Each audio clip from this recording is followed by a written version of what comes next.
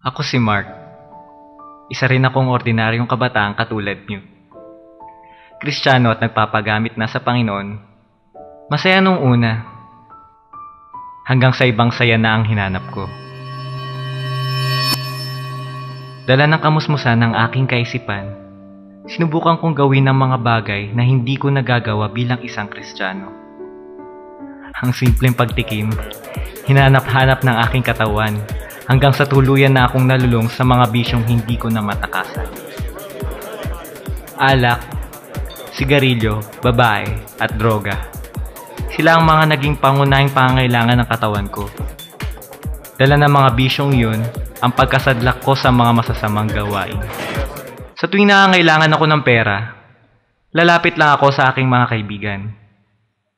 Silang mga tinuturing kong kaibigan noong mga panahong iyon, ang naglapit sa akin sa mga gawain ng pagnanakaw. Tapang lang ang kailangan nila sa akin. Sila na ang bahala sa mga armas na gagamitin namin. Ang mga operasyon namin, hold up kami. Pati mga bangko pinapasok namin. Wala kaming pinapatawad. Binibiktima namin kahit sinong matripan namin. Nagpatuloy ako sa mga ganoong gawain. Nagpundar ako ng mga gamit mula sa paggawa ng masama. Nagbago ang aking ugali. Sinasagot-sagot ko na ang mga magulang ko. Minumura ko na sila. Nagagalit ako sa mga nangangaral sa akin. Wala akong pinakikinggang sino man sa kanila. Kahit Diyos tinalo ko. Nakakita ko ng mga pagpapaalala mula sa Panginoon, ngunit binaliwala ko ang mga ito. Nabuhay ako sa sarili kong kaalaman at kakayahan. Ako lang ang siyang tanging nasusunod sa buhay ko.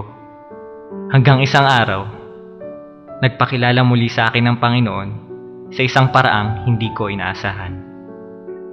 Isang gabi, mula sa isang kasiyahan, dala ng epekto ng alkohol, nakatulog ako at hindi na malayan ang papasalubong na sasakyan. Pagdilat ko, nakita ko ang aking sarili, duguan at nakahandusay sa lupa. Natakot ako noon dahil nararamdaman kong papalayo na ang aking kaluluwa sa aking katawan. Sa pagkakataong yun, nagsisi ako at pilit tinanong ang aking sarili kung papaanong umabot ako sa ganoong sitwasyon. Nang biglang may liwanag mula sa langit ang sumilaw sa akin. Wala na akong maalala mula noon. Sa muling pagdilat ko, nasa ospital na ako. Nasa malalang kalagayan pa rin. Duguan. Hindi ko magalaw ang aking buong katawan. Sa pagkakataong iyon, nanalangin na ako at humingi ng tawad sa Panginoon. Nagsisi sa lahat ng kasalanang aking nagawa. Sa ospital, maraming mga kaibigan at dating kaibigan ang dumalaw at nanalangin para sa akin. Yung pastora namin ang siyang nanguna sa akin sa pagpapanalangin ng muling pagtanggap kay Jesus bilang aking Panginoon, Diyos at tagapagligtas. Muli kong isinuko ang aking buhay, nangako maglilingkod at kailan may hindi nalalayo sa Kanya.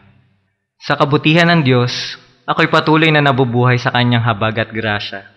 Ang mga pilat ko na nagpapaalala ng lagim na iyon ng aking aksidente ay nagpapaalala rin ng kabutihan ng Diyos sa aking buhay. Hindi man tuwid ngayon ang aking paglalakad, ang mahalaga na may lumalakad ako kasama ang aking Panginoon sa Kanyang pamamaraan, sa Kanyang mga naisip.